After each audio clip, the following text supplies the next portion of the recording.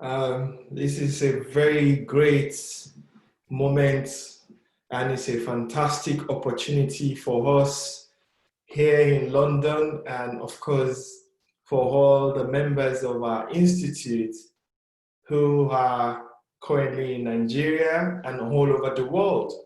Because this is an international event, of course, it's meant for us as an institute of financial accountant to sort of touch base with our members in Nigeria, but I'm pretty much certain that we could possibly be having some members all over the world joining this Nigerian branch webinar. Along with that, I am also delighted to mention that this event is not only a member-led event, but also non-members are welcome to this event, where our CEO, John Edward, alongside Jonathan Barber, will take us through the journey of the Institute of Financial Accountants as a renowned accountancy professional body. My name is Olarewaju Sharafa, and I'm the IFA representative in the whole of Nigeria. I liaise with the Institute of Financial Accountants here in the UK to bring all that it takes to experience the benefit of members, to liaise with IFA here in the UK so that everything goes smoothly, and also to extend the professional accountancy as a profession in the entire Nigeria. Today, Jonathan Barber will be speaking, John Edward will be speaking. However, we would like to hear more from you as members of the Institute. Without further ado, I'd like to hand over to the Head of Business Development of our Institute, Institute of Financial Accountant here in the UK, Jonathan Barber. Jonathan, over to you. Many thanks. That's a great introduction.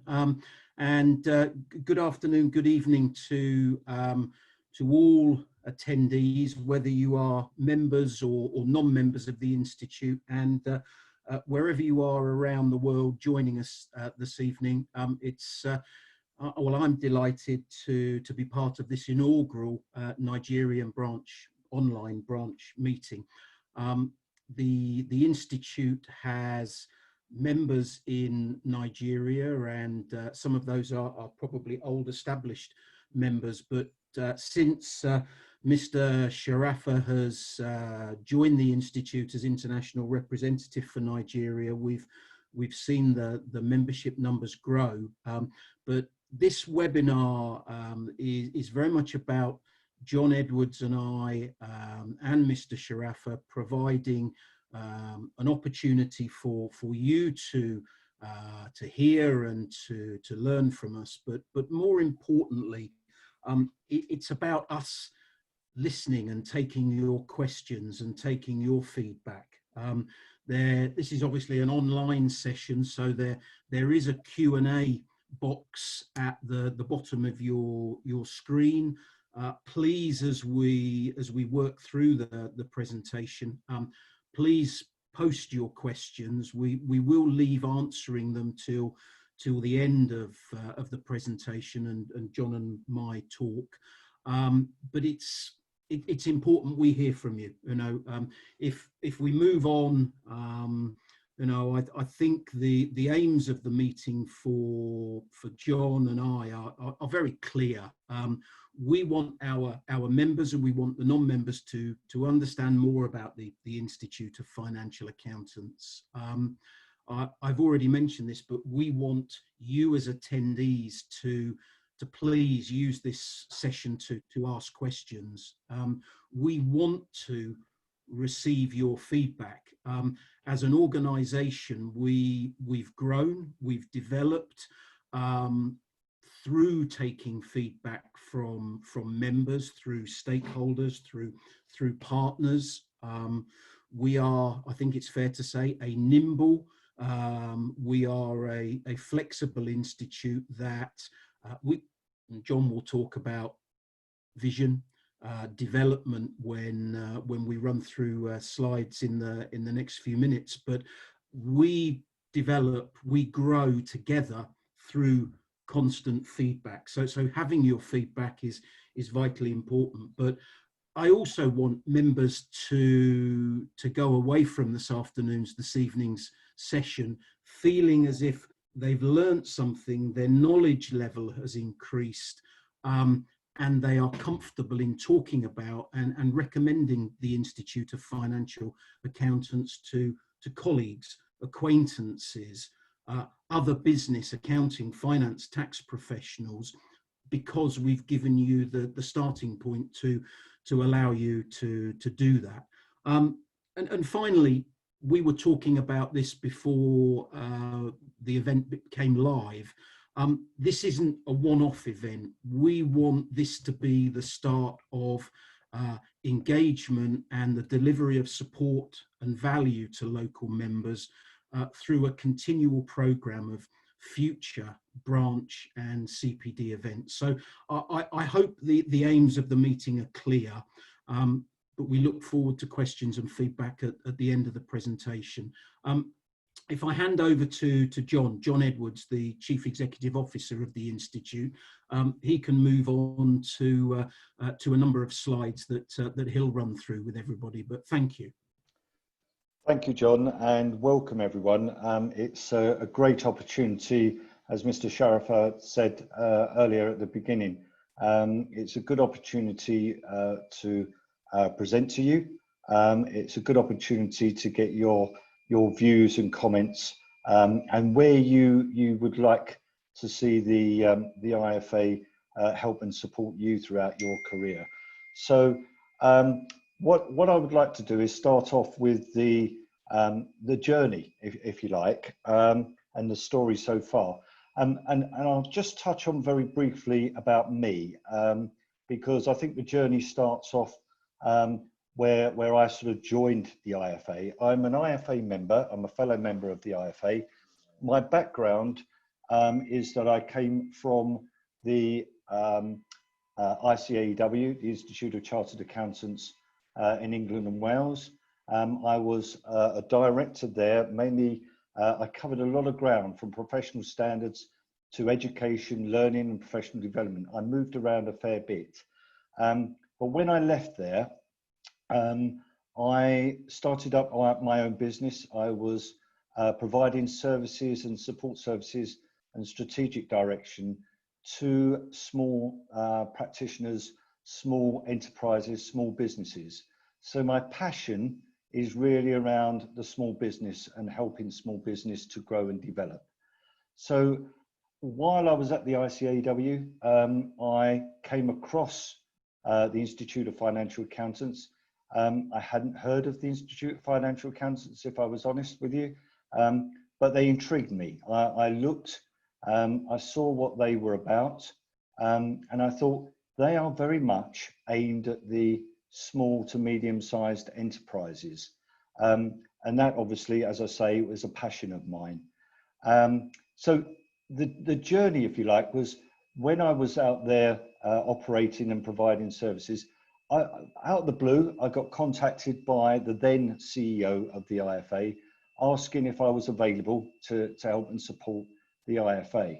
So I went along. I took on a role as an interim sort of part-time COO, sorry, just to help and support the IFA through a certain patch, because their chief operating officer had left unexpectedly. So there I was at the IFA, not even not knowing too much about them, but I soon got to know about them and soon got to hear about what they were about, and the passion for small business and small enterprises.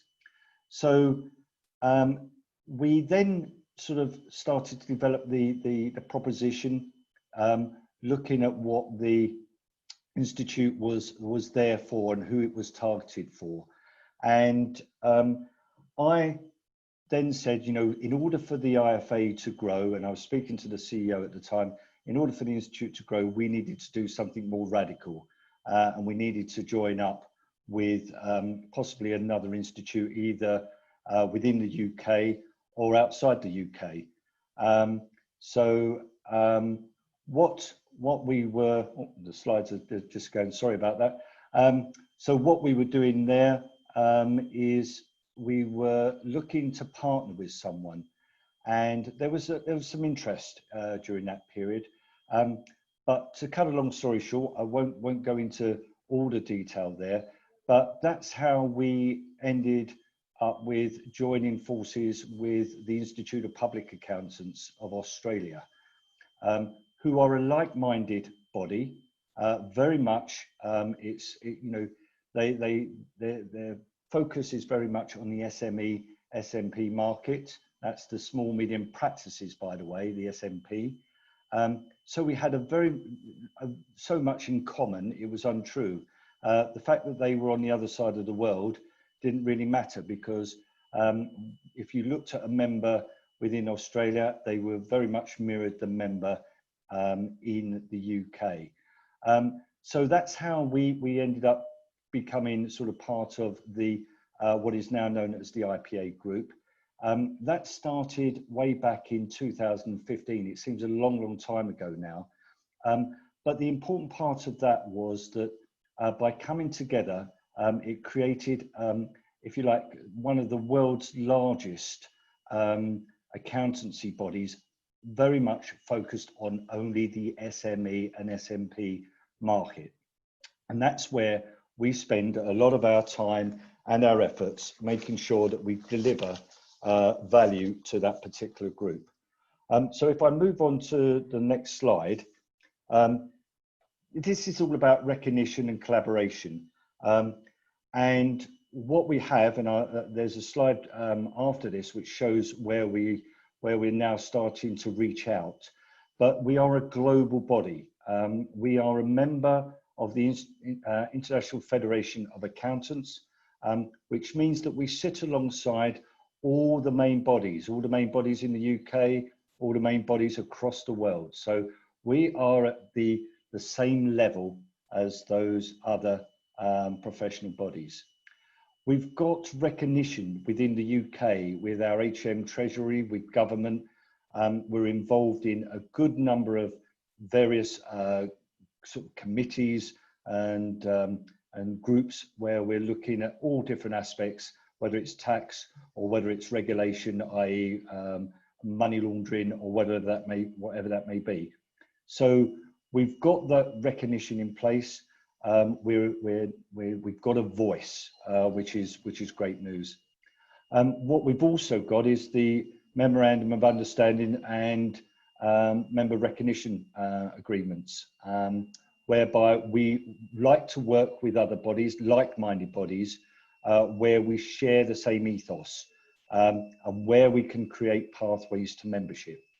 Our designatory letters, the AFA, the FFA, as well as the designations MIPA and FIPA from the Australian Institute, are well known throughout the world. So they're portable, they're there for people to recognise, and they're part of the IFAC community. So it's a unique offering that we offer from an IFA, IPA point of view, because when you become a member of the IFA, you get dual membership. You get membership of the IFA as well as the IPA, and therefore you can enjoy all the membership benefits and recognition that both those bodies provide. You will find that as part of the being part of the IPA group, we've got the same sort of branding. The only change in that branding is in the letters IFA and IPA. So if I move on to the next slide, and I was mentioning about our global reach. Now, obviously we're in the UK, obviously we're in Australia, but we've now built ourselves people around the world who are our representatives, who we've chosen, not just on a whim. We've looked at people closely, we look at the market, we look at the business about what we want to do within those countries. And obviously, Nigeria and Africa is an area that we are looking to expand in. It's a new market for us, and we're growing steadily with the help of Mr. Sharaf and some of the existing members introducing other members as well. So it's been a gradual process. It's something that we've not rushed into, but we're gradually building on the global recognition of the IFA as a professional accountancy body around the world. Okay, I'll move on to the next slide. So it's the development of the IFA presence in Nigeria. That's key to us, as well as the other countries that we are involved in now. And it's growing member numbers in the country and as part of the IPA group. We want to build on numbers. We want to, if you like, mirror the branch network that we've got within the UK. We want to build alliances within country, and with your help that will be possible. And we would like to deliver our education program within country as well. We're just, we've got our education program, which is called IFA Direct, is quite flexible in the sense that it's modular based. So where you have someone who is part qualified, if they needed to do 2 or 3 extra papers, that's possible in order to give them pathway to membership. But the important thing really is giving value and support to members. And John touched on this right at the very beginning. You know, for me, to be a member of an institute like the IFA, we need to add value. If it doesn't add value, why would you be a member? So the idea is to make sure that we can support you throughout your career, no matter where you are in your career. And if you were wanting to travel, and if you wanted to set up business elsewhere in the world, then we're there to support you, and your designation is recognised within that country. So I think I'll stop there, John, and if I may pass over to you, but I've been trying to keep it brief so we can have plenty of times for questions at the end, if that's okay. Okay, thanks, John. Maybe I should hold my hand up and say that I'm not an accountant by training or profession, but I've spent 25 years working with accountants and finance professionals, whether it be over the last 8 years with the Institute of Financial Accountants, and prior to that I spent 17 years working in accountancy and financial recruitment. So I'd like to think I have a good idea as to what makes an accounting, a finance professional tick. I like to think I can talk their language and I can understand. I'm quite happy to stop somebody and say, I think you're getting a little bit too technical on me. That's probably something that one of our members could support you with. But when I talk about differentiation of the Institute, I think my background, having recruited for large PLCs, for large international accountancy practices, but then at the other end of the spectrum for your startup organization, your startup practice, your SME sized engineering construction business, that experience has really helped me when I joined the Institute, and politely putting it, it's probably kept me quite grounded as I've developed with the organization. I'd like to think understanding the needs of members, and our differentiation is SMEs and small and medium sized accountancy practitioners. That's what makes the Institute of Financial Accountants unique. That's our USP. In my opinion, there are other institutes around the world within Nigeria who at one end of the accountancy employment spectrum will tell you, yes, as a sole practitioner or as the finance director of a £3 million turnover engineering business, we can help you. At the other end of the spectrum, they're also trying to help the finance director, finance manager of a multinational, multi-billion-pound turnover conglomerate, as well as the accounting professional working within the top 10, the top 5 accountancy practices nationally and globally? No, I don't believe you can. The Institute of Financial Accountants are solely focused on providing that differentiation and that support to members and potential members, our accounting students who work within a small or medium enterprise or within a small and medium-sized accountancy practice. And it's those practitioners who are best placed to serve the small and medium-sized enterprises. And as John said, the Institute are part of the world's largest SME-focused accountancy group with 30,000, 37,000, members and students across 80 countries. So we've got a presence, but there's a clear differentiation about the Institute. Our members within practice or industry or business, they're the finance director, the financial controller, the finance manager, the accountant. They're the owner or the director or the accounting professional working within that practice, but they work across multiple sectors: engineering, construction, telecoms, technology, leisure, health, insurance, banking, etc. But it's all back to the SME, the small and medium accountancy practice community, which is where we differentiate ourselves from a number of other institutes.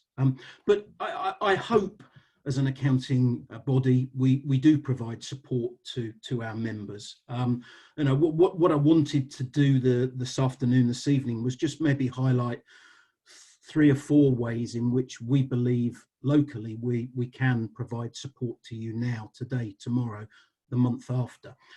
Hopefully, as members, you've all logged in to the Institute website. You've had a good look round. You've seen the member benefits only area. You've looked at the events that we're running and we will be running in the coming months. You've seen the privileges section of the website that both international and UK members can take advantage of. The magazine, Financial Accountant, that's our print magazine. We conducted a member survey within the last 3 to 4 months.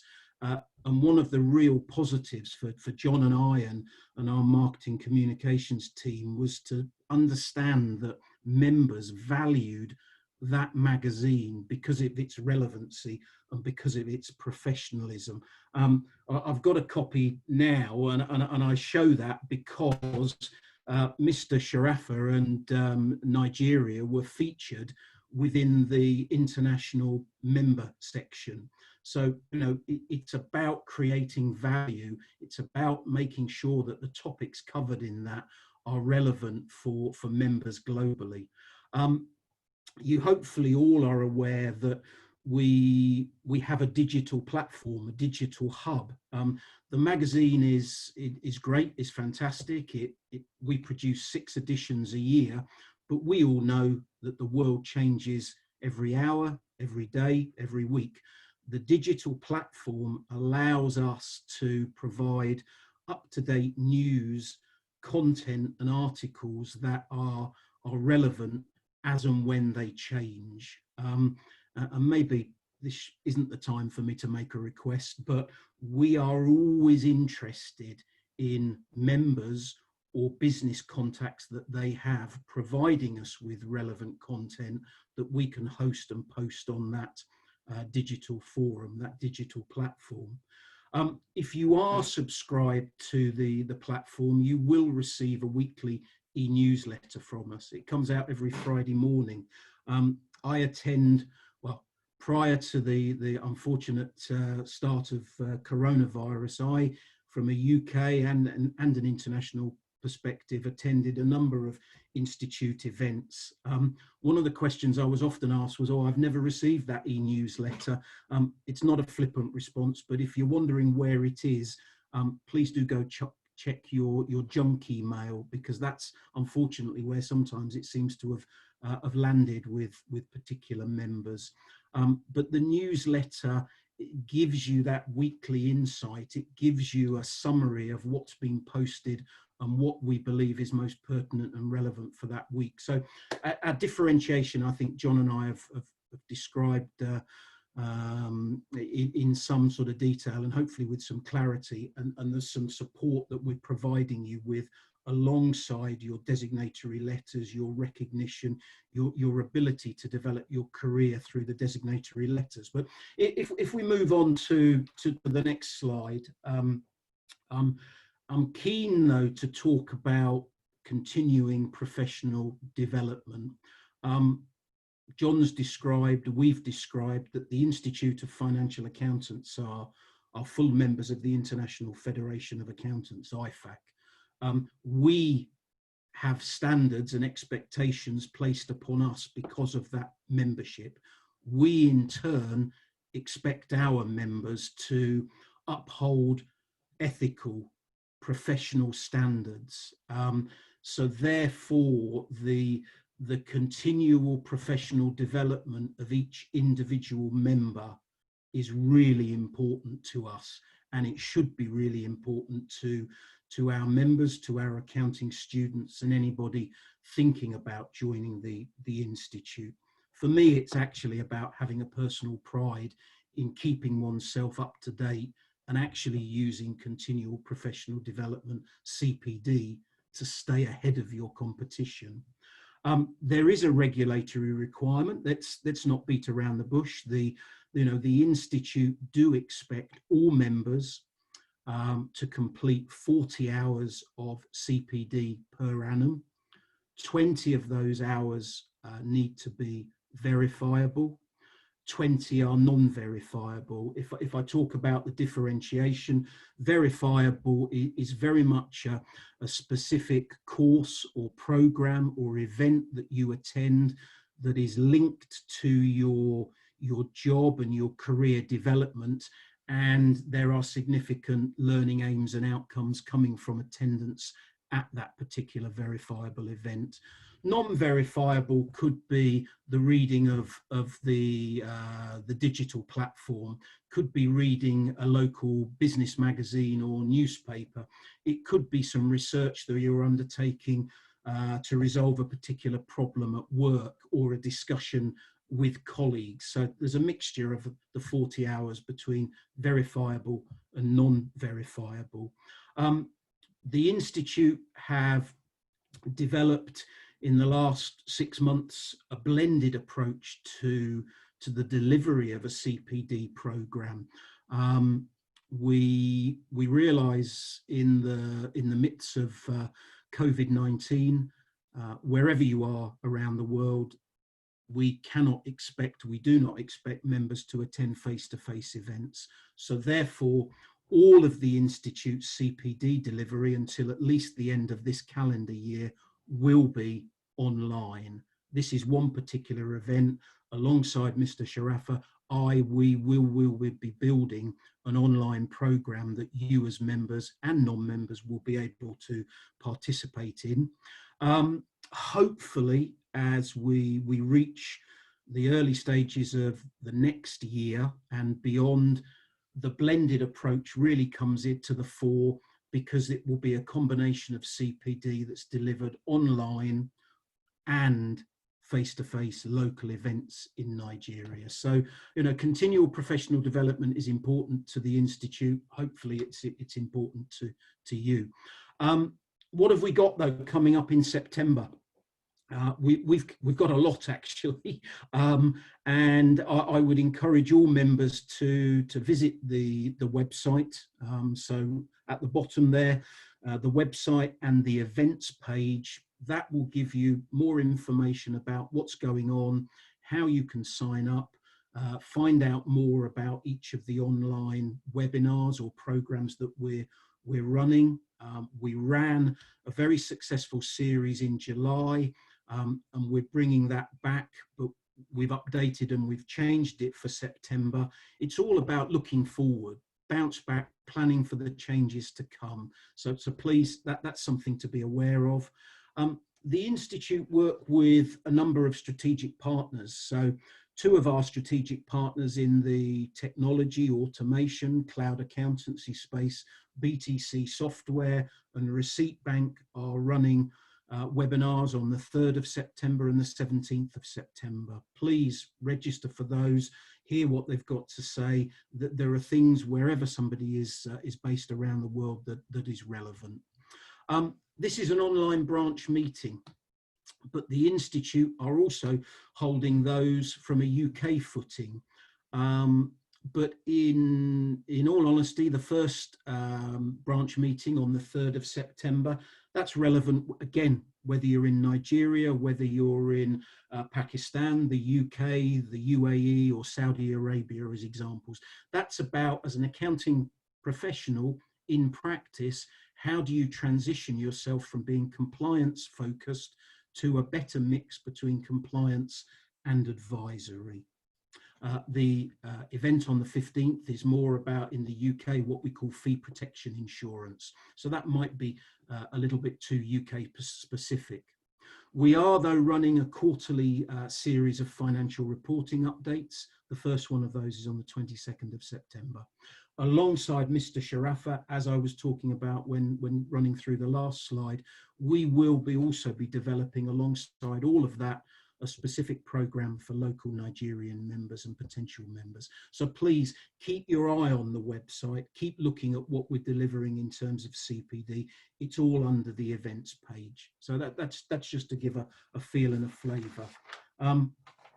If we look though at the international footing for the Institute, John spoke about the fact that our origins, so to speak, we're headquartered in the UK, but slowly but surely we have developed a footprint, we've developed members, we've developed students across as a group, across as a business, 80 countries. We are an international membership body, and we very much next year, as part of our CPD delivery and our face-to-face delivery, are looking to hold an international conference in London, as the slide says, on the 20th of May.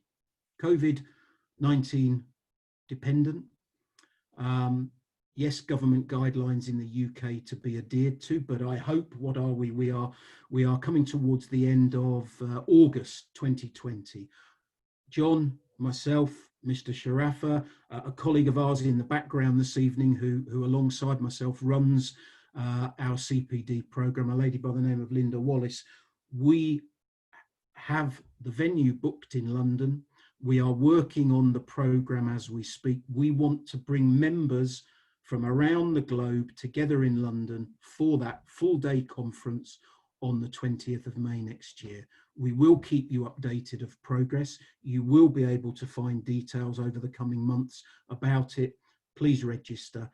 We do also help members from a visa acquisition perspective, those that need letters, that need support in terms of gaining that visa. We can provide letters and support you with your application there so that you can attend the conference if that's pertinent and relevant to you. So please, we are an international body. We are looking to hold that London conference in May next year. We look forward to hopefully seeing a good number of you. My final slide before I hand back to John is about advocacy and recognition. John touched upon this when he spoke, but advocacy is about public support. It's about public support from local Nigerian relevant bodies. It's about developing links with public organisations, relevant organisations, so that it builds the understanding and the recognition of the Institute of Financial Accountants within Nigeria. I would like to replicate the model we've used in other countries. I'll use Pakistan if I can as my example here, but you know, the sorts of recognition and the public support or the public sector support we might be looking for is within universities, developing links and relationships with public and private sector universities, especially accounting and finance programs. If I think about public support from a business community perspective, there will be business groups within Nigeria that the Institute of Financial Accountants can develop links with, can support, but we can support each other in a collaborative form. This takes time, but there will be Nigerian government departments, whether it be finance and taxation, whether it be business and innovation departments, that we together, alongside Mr. Sharafa, will make contact with, will look to engage, link with, for the benefit of the government, for the benefit of local nationals, but let's be frank, for the benefit of the Institute of Financial Accountants. And lastly, fully appreciative of the fact that there are two other significant professional bodies in Nigeria, ICANN and ANAN. I know that we have members who are not only members of the Institute of Financial Accountants, but are also members of ANAN and ICANN. So, you know, we over time, I'm at the moment preparing a letter for Mr. Sharafa so that he can actually approach on the Institute's behalf both of those professional bodies, so that we can develop a mutual understanding and we can work together, whether it be for understanding a route to membership of either organisation, whether it be working on particular research projects, whether it be talking together and developing, you know, relevant CPD events. So there's a lot we can work on there. But anyway, I'll hand back to John for, I think, a couple more slides. Thank you all. Right, thank you, John. And this slide is really about renewals. We're coming for, and I've noticed there's a couple of questions already come in, whereby we've got delegates on this webinar who are not members at this present time. So this particular slide that I'm going to go through here is really for those existing members, and we will get round to your questions, because I think there's one or two questions about how to join. So we can cover that at the very end of this session. But for those of you who are members and may have been members for some time, this won't come as any surprise to you.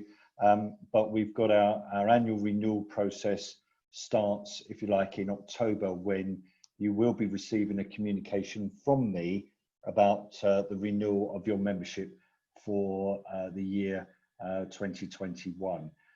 We send out I will be sending out a communication prior to the invoices going out, really to explain a little bit about the process, like I always do, to make sure you understand what's required from you, but also just as a reminder of what value you get as a member of the Institute of Financial Accountants.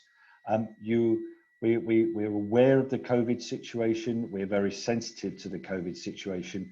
And what we've done since COVID has been to try and help and support members through this difficult period.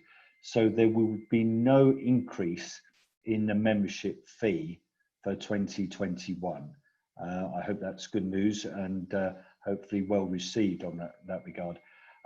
We'll also be helping members where they're finding difficulty. We know that especially in other countries, there's other pressures. And maybe you know, business is not going as well as hoped.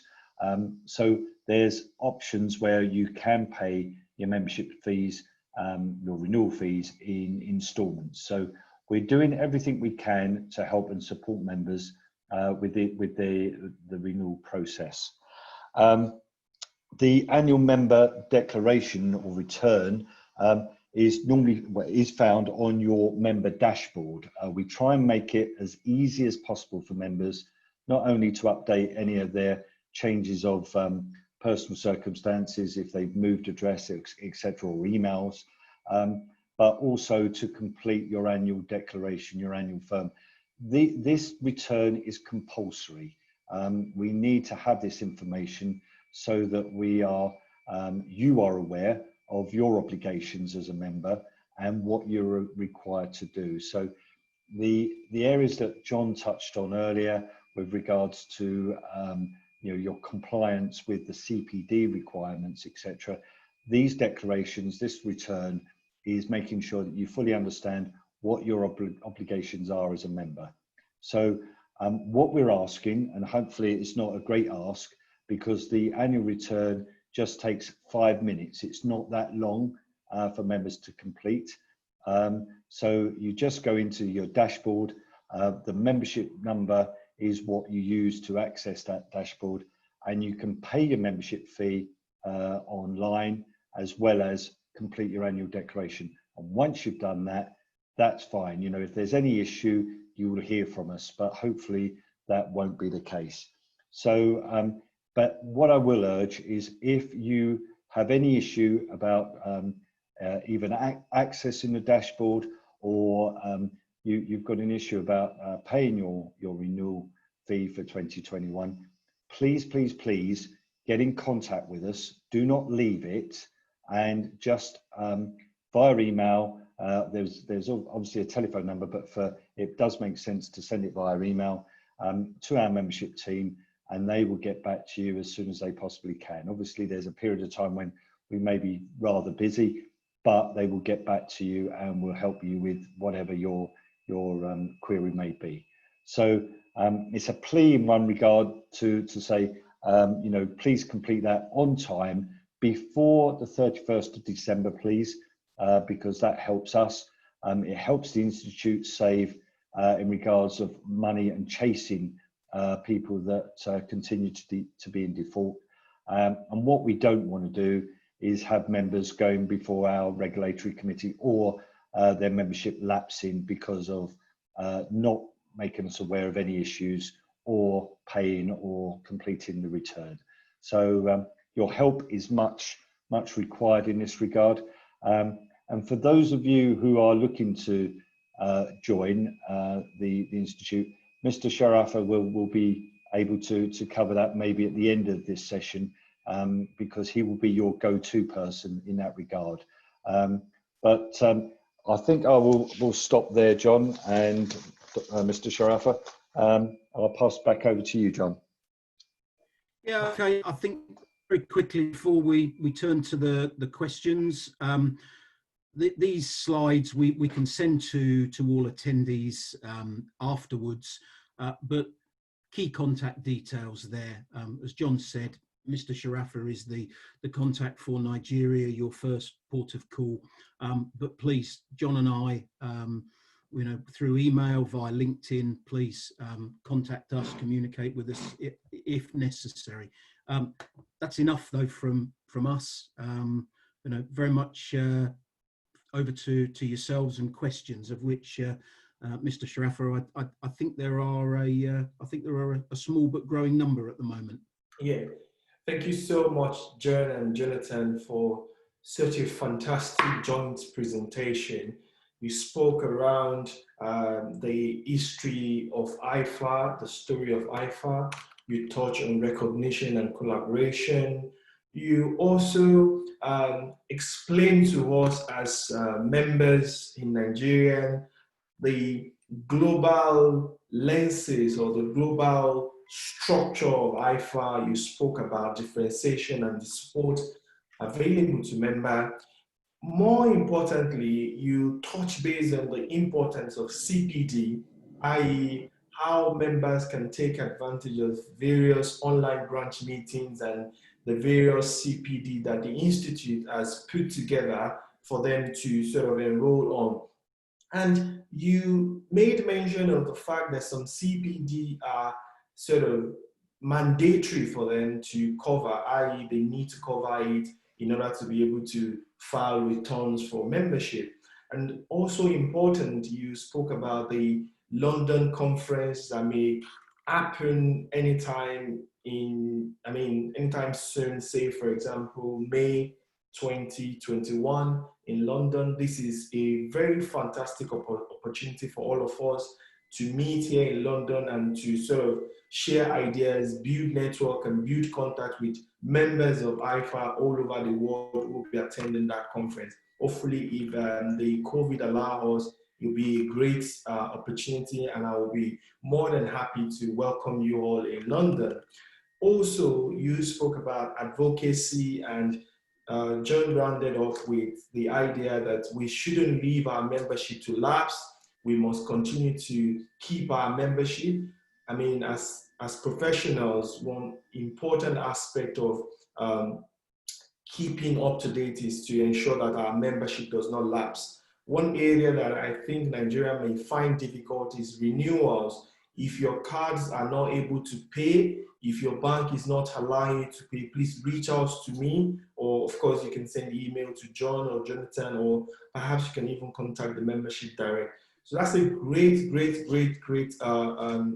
speaking, or that's a great session there. And I think it's time for us to start taking some question and answer. The first question I have here is from a gentleman called Abbas Bello.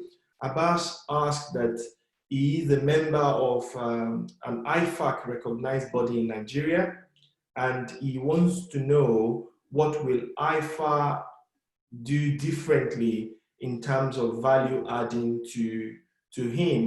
That is, how does IFA add value to him that will be different from what his current professional body will be adding to him? I think I should hand it over to John.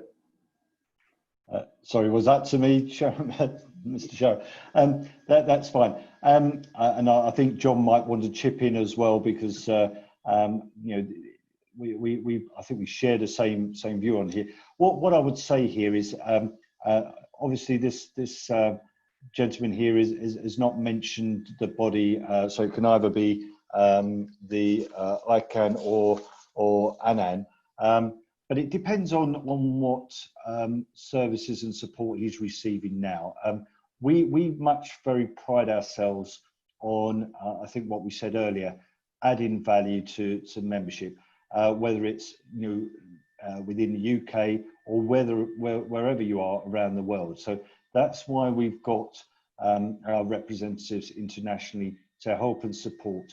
And what I said, I think in my piece was that, you know, if we don't add value to you, what is the purpose? Why are you a member? Why do you want to be a member?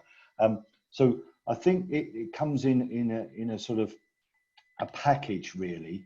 You know, we will do everything we possibly can to help you, support you in your career. So the CPD program, to me, is extremely important. We've heard about other member bodies who are really more focused on looking after you while you're a student, while you're training. But once you become a member, you're forgotten. You're never forgotten at the IFA. And that's one area that I've sort of made sure that we took a couple of steps back in the early years to reassess what we are about and what we should be doing.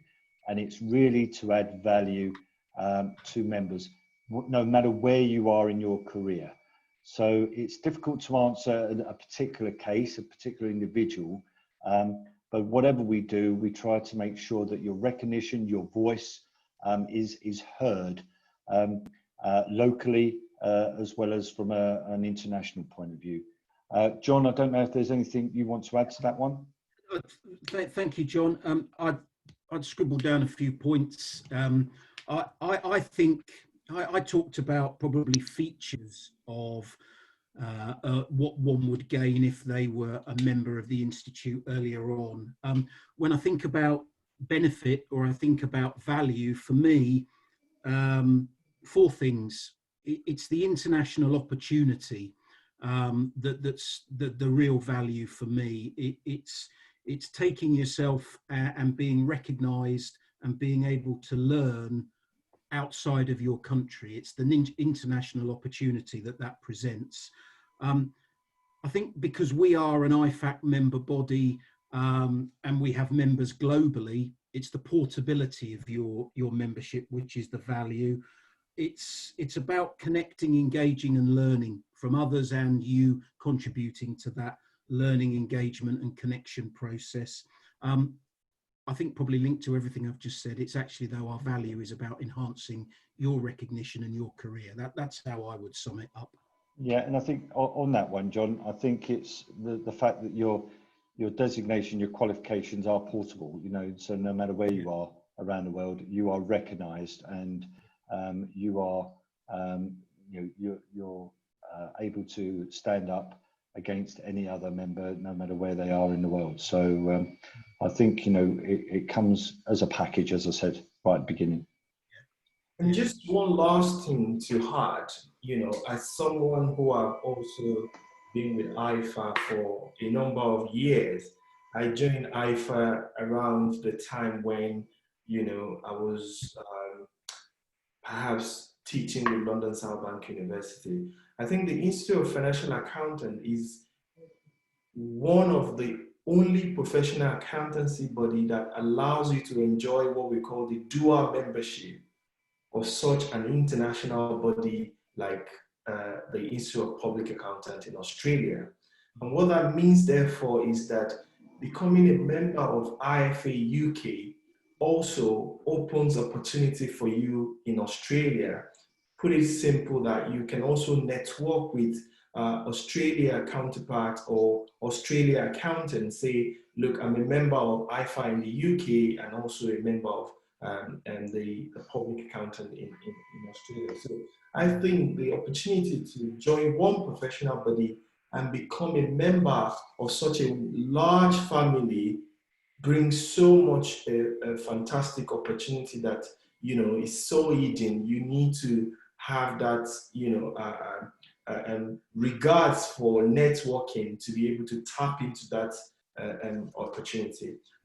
Abbas, I do hope that answers your question alongside with what John and Jonathan have said. Now, I think we should take the second question. The second question is from a gentleman whose name is Morenikeji Abiodun, and he's trying to find out whether with his MBA finance, with 8 years experience, he can become a member of IFA, and of course, is IFA equivalent to ICANN? I think as Nigerian representative of IFA, I can quickly answer that question. The Institute of Financial Accounting UK has 4 different routes to membership, which includes 1, the IFA Direct, in which case you have to do exams which are designed by IFA in collaboration with Coventry University. Much will be said about the IFA Direct in our future CPD program. The second route to membership is recognition of your prior qualification, i.e. if you're a graduate of accountancy or whether you have taken accounting qualification or related qualification. And what we will then do at that point is to, you know, sort of ask you to provide your transcript and all your qualification as prior qualification certificate. We will send that to our education department, who will do what we call syllabus mapping stroke evaluation.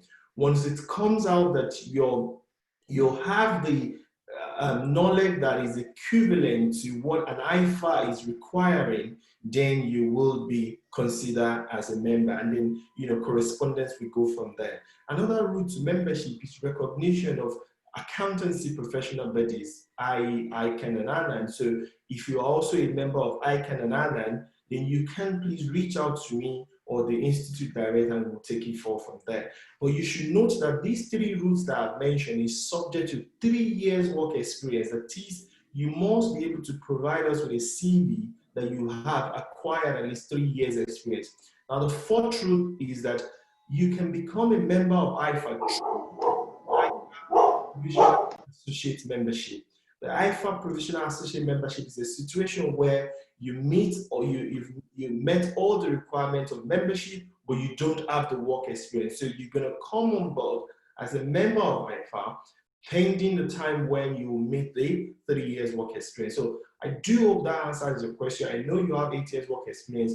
Please reach out to me. We will ask for transcript, and that will sort of help us to, you know, help you towards your route of becoming a member. I don't know if Jonathan has anything to add to that. No. You've answered that question, and I also think there's another question down there from somebody who's asking if they're a member of ICANN, what's their route to membership of the Institute of Financial Accountants. Well, you've answered that one as well. If somebody is a member of a full and current member of ICANN, they can apply for full membership of the Institute of Financial Accountants. So yeah, I think you've covered those very nicely, very nicely. So I think I have one question which is very important to me that we should talk about. That if someone which is asked by Abbas Bello upon registration to become a member, is the membership for IFA UK or IFA Nigeria? Let me say this very clearly. Institute of Financial Accountant is a professional accountancy body registered since 1916, and it's in the UK. Okay, and the only thing we have all over the world is representative. So you will never ever have a situation where somebody will issue certificate from you from Nigeria, say IFA Nigeria. No, there's nothing like that. If you see anything of sort, please let me know, or contact Jonathan, or contact John. No IFA Nigeria. What we have is just a branch, in which case that helps members to connect easily, that helps members to reach out easily, and of course ask questions. So there's nothing like IFA Nigeria. We only have a branch in Nigeria. So all certificate, all endorsement, all correspondence comes directly from the UK office. So I think that answers that question. Another question is from Taiwo, who is asking that does IFA follow up with members in the area of employability and right remuneration salary? Jonathan, do you want to answer that? Look, I think if I take employability first, one of the benefits we've found in the UK and in other overseas jurisdictions where we've had a longer presence is through events like this, the employability possibilities and the networks grow. So, you know, if a member is looking to develop their career, if they're looking for alternative employment opportunities, if they're actually looking to find work, because unfortunately they find themselves without it at the moment, then the IFA local network and branch network can assist. But I've also got to be very honest and say, you know, employment success or securing employment is a combination of a number of things. You know, it's the CV, it's the ability to interview well, it's your experience versus the skill and the job requirements that have been set. So, you know, yes, the Institute can support and help, but there's no guarantee that the Institute will just find you a job tomorrow, next week, next month, next year. In terms of the piece that's about rights remuneration, stroke salary, I think it's very difficult for any professional body to interfere too much in the private or the public sector dealings with their employees.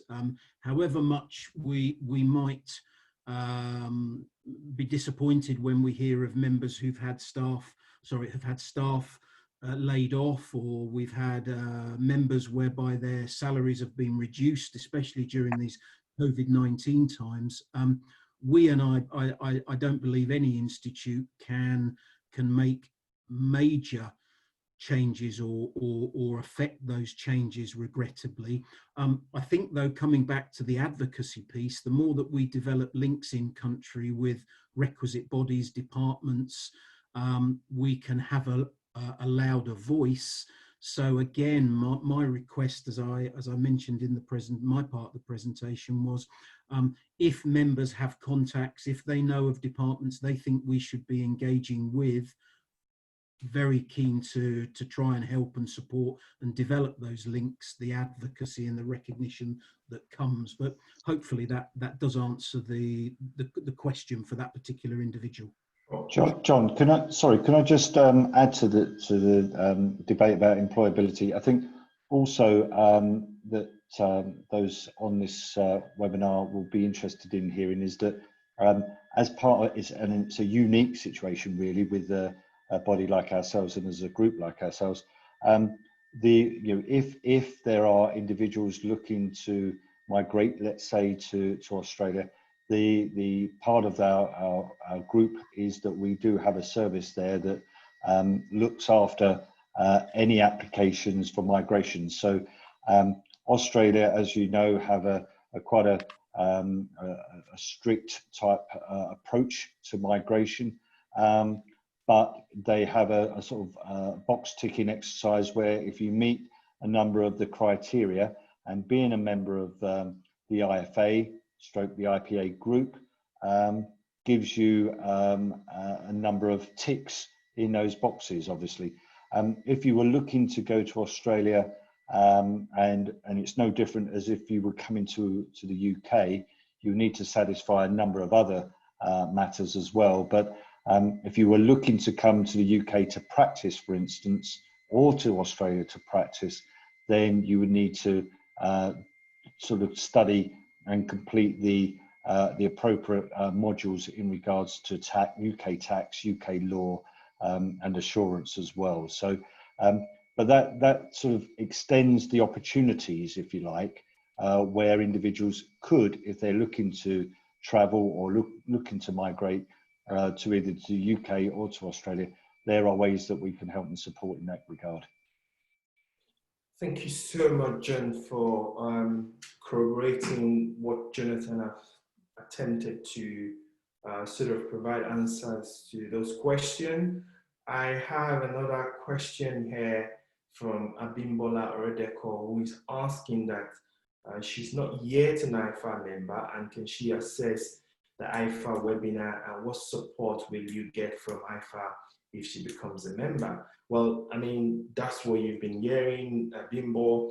If you're based in the UK or you're based abroad and you probably thinking of practicing in the UK, an IFA membership will enable you to do that, provided you meet the practicing license requirement.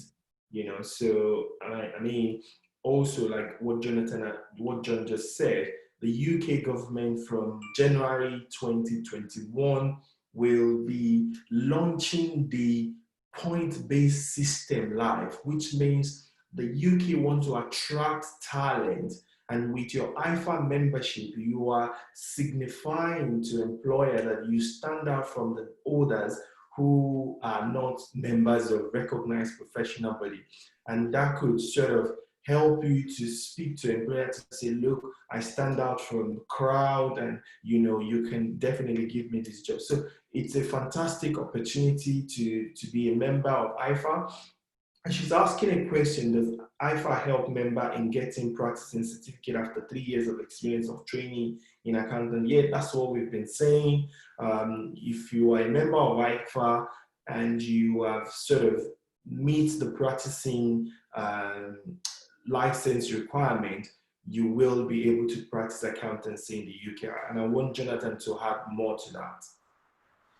Yeah, look, if somebody is looking to come to the UK and to set up their own accountancy practice and to offer services to the public for reward, to gain that institute practicing certificate, you must have 3 years UK relevant accountancy experience. We would also ask and require you to complete 4 modules from our education program, 2 tax modules that are UK tax specific, a law for accounting module, and an assurance module. So if coming to the UK to offer services to the public for reward, 3 years UK relevant accountancy experience, completion of 4 modules from our education program. That's fantastic. I think at this point, I would just like to invite the CEO of our institute, John Edward, to give some closing remark. And after his closing remark, I will ask Jonathan also to give some closing remark. And then we will probably be drawing today's event to a close. Remember that we will be sending all participants the slides of today. And don't forget to use the Institute website where possible if you have any information, and you can also email us if you have to email us. Jonathan, please, John, can you please give some closing remarks? Yeah, thank you, Sharafa. I found this, you know, for us, this is the first time we've presented to members who are in Nigeria as well as non-members. I've been quite surprised to see that we've got a number of non-members who are expressing interest in membership of the IFA and the IPA group. I've just seen another question, funny enough, pop up about thank you very much, because it says a fantastic presentation and brilliant response from all. So it looks like we've ticked a number of boxes for some of you, especially for one delegate in particular. And I think you've said, you know, can you run us through the registration requirements and the fees involved? I might leave John to cover that one when I've just finished here, but I'd just like to thank you. This is one of many presentations that we would like to continue with. We're here to support you, as we've said right throughout. So through Mr. Sharafa, you know, please, any questions, anything you want us to help with, we're more than happy to. John will be working alongside Mr. Sharafa to make sure, from a CPD point of view, we do add support and give you value as being a member of the IFA. But I'd just like to thank you for your time and patience. Thank you for your questions. It looks like we've got a few more questions coming through, but thank you very much. Time is running away with us. But John, I'll hand over to you. Yeah. Okay. Thanks, John. Thank you, Mr. Sharafa. Thank you to all of those who've joined us this evening. A pleasure to be involved in the inaugural Nigerian online branch meeting. I would echo John's comments. It's about support. It's about the Institute providing value and continued value. One thing I would ask you all to do is to provide further feedback in terms of the CPD, the activities you would like the Institute to run locally to Mr. Sharafa via email, or pick up the telephone to him. Please let him know. That's how we keep the relevancy going. There are a few questions, so maybe I could finish by running through those. Somebody's asked about the registration requirements and the fees involved. To apply for membership, one has to complete a membership application form. Mr. Sharafa can provide anybody who's interested with that form. That form needs completing in full, and there are 3/4 pieces of evidence that we need to go alongside the form. One is a copy of the relevant transcripts from your educational or professional programs that you've completed, and/or we would need a copy of your, for example, ICANN or ANAN current membership certificate. We would need a current and full CV, and we would require what we call certified identification, certified ID. That is either a copy of your passport that has a photo on it, your driving license that might have a photo on it, your national identity card with a photo on it that is certified by somebody else, a professional, stating that that photo is a true and fair representation and copy of you. So that's the documentation. The fees from a Nigerian perspective at present are fairly straightforward. There is a £160 one-off application fee, and there is a £137 annual membership fee at Associate Financial Accountant grade.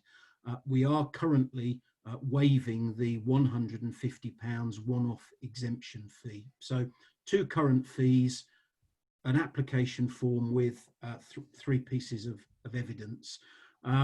Sorry, as I'm finishing off, I'm just working through some of the questions. Thank you for your kind comments. I know there was another one in there. IFA, does the IFA help members in getting practice into our 3 years of experience? Sorry, we've answered that one. Job placements. in the UK? I think that's a slightly trickier question to answer, because yes, our members in the UK have ad hoc requirements to take on full part-time placement style opportunities and individuals. But I think somebody coming to the UK first has to ensure that maybe from a visa perspective, they meet the requirements to gain entry to the country and do have a job opportunity to be coming to. My suggestion has always been to members in the UK predominantly that if they are looking for staff, they make me aware. I can then make others aware of those opportunities. So if you are looking to come to the UK at some point in the future, please let me know. Please let me have a CV. As a member, I can see what help I can provide to secure a placement. But I do think we need to be mindful that there will be a visa application process that needs completing firstly. Sorry, Mr. Sharaffa, I'm just looking through the questions. No, I think they're very kind comments from people. That's enough from me because time takes us away. I'd just like to say again, thank you for joining us this evening. Thank you to Mr. Sharaffa for hosting this inaugural meeting, and thank you all for attending. Thank you so much, Jonathan, and on behalf of all the members in Nigeria, I want to say thank you to you, and also thank you to John, the CEO of the Institute of Financial Accountant, for giving Nigerians such a brilliant opportunity to be part of this global network. I personally am not only a member of IFA, I am proud to be an ambassador of IFA. The Institute of Financial Accountant has opened a very loud opportunity for me here in the UK and globally. I've made so much connection on LinkedIn. I've had people asking me, how have I traveled so far in my professional career like this? And I must say this, that it is by virtue of joining the Institute of Financial Accountant that has enabled me the opportunity to go this far. I want to thank you for such a wonderful opportunity you're giving Nigeria. And I hope that we will by one day have the opportunity to all visit Nigeria and, you know, talk to stakeholders and engage more with strategic industry players so that we can allow more wider opportunity for more people in Nigeria. It is a land of opportunity. It's a land that has wide population, and I think we should please continue to put in our best that Nigeria benefit from the IFA idea and the IFA Global Initiative. I thank you once again, and I think every member here are very delighted and happy to be here. Thank you so much. Thank you. Thank you. Thank you very much. Thank you all. Have a good evening. Have a good evening. Yes. Cheerio.